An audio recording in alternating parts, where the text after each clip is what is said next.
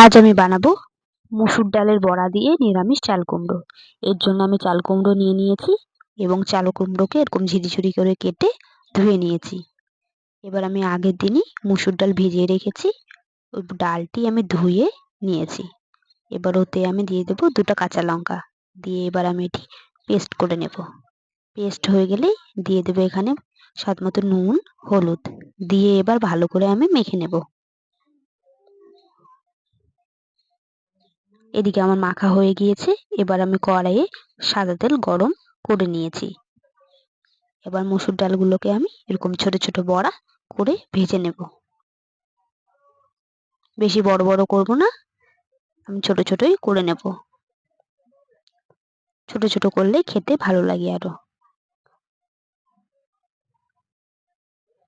এবার দেখবে যখন এক পাশ হয়ে যাবে আরেক পাশে আমি উল্টে দেব।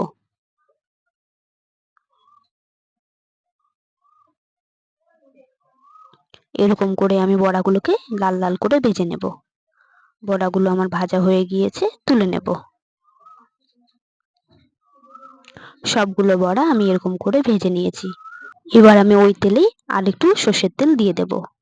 এবার আমি দিয়ে দেব তেজপাতা, গোটা জিরে, ঘষে রাখা আদা, দিয়ে দেব কাঁচা লঙ্কা। এবার দিয়ে দেব কেটে রাখা চাল কুমড়ো, দিয়ে দেব স্বাদ মতো নুন। এবার ভালো করে আমি নেড়ে নেব। ভালো করে নাড়া হয়ে গেলে দিয়ে দেব আমি ঢাকা। এবার কিছুক্ষণ পর ঢাকা তুলে নেব। ঢাকা তুলে আমি নেড়ে নেব। নেড়ে আমি আবারও ঢাকা দিয়ে দেব। ততক্ষণ পর্যন্ত ঢাকা দিয়ে রাখবো যতক্ষণ না আমার চাল কুমড়োগুলো সেদ্ধ হয়ে আসছে। এবার ঢাকা তুলে নেব। চাল কুমড়োগুলো সেদ্ধ হয়ে গিয়েছে। সেদ্ধ হয়ে গেলে দিয়ে দেব আমি হলুদ গুঁড়ো, জিরে গুঁড়ো, ধনে গুঁড়ো দিয়ে এবার আমি ভালো করে নেড়ে নেব। নেড়েই ততক্ষণ পর্যন্ত ভাজবো যতক্ষণ না মশলাগুলোর কাঁচা গন্ধ যাচ্ছে। এবার আমি এরকম করে ঘেঁটে দেব। ঘেঁটে ভালো করে আমি ভেজে নেব।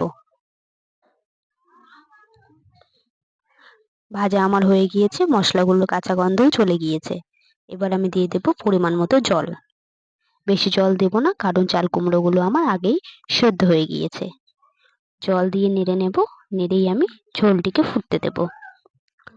ঝোলটি ফুটে গেলে আমি আবারও নেড়ে নেব। নেড়ে এবার ভেজে রাখা বড়াগুলো দিয়ে দেব। দিয়ে নেড়ে নেব। নেড়ে এবার আমি এটিকে ঝোলটিকে মাখো মাখো করে নেব। ঝোলটি আমার শুকিয়ে গিয়েছে। এবার আমি দিয়ে দেব এতে 1 চামচ ঘি। এবার আমি নেড়েই নামিয়ে নেব। এতেই তৈরি হয়ে যাবে আমার বড়ি দিয়ে নিরামিষ চাল কুমড়ো।